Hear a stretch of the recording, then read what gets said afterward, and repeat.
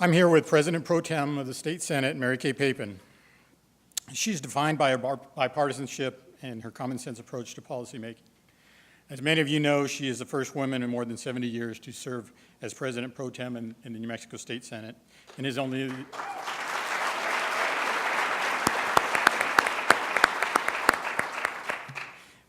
she is only the second woman in history to fill that role. As many people will tell you that have worked with her, she does her job with grace and fairness. And while many of our political leaders will talk about working across the aisle, few will demonstrate it to the level that Senator Papen does. She's known throughout the state for her leadership on issues related to behavioral health, the promotion of international trade, the development of fair, progressive water policy, and of course, the creation of economic opportunities for all citizens of the state of New Mexico.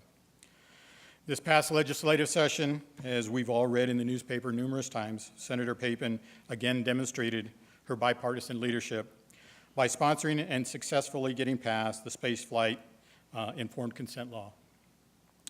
The law was considered essential to the space industry and its progress here in New Mexico. Senator Papen has worked diligently for over 2 years on the development of support for this particular legislation. Her efforts were instrumental in forging a compromise between the governor, our legislative leadership, the legal community, and all the while protecting the business interests of the space industry here in New Mexico.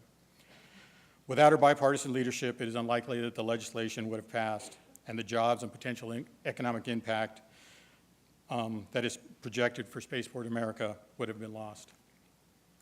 Senator Papen has served New Mexico in the legislature for 12 years, that long. And it keeps going, thank God. And our state is stronger, healthier, and more economically viable than it has been as a result of her efforts. It is with great pleasure that I call Mary Kay a friend and my senator. She's joined this evening by her 2 daughters and their spouses, Susan, Kay, and Allison. Please join me in thanking Mary Kay Papen for all she does for me.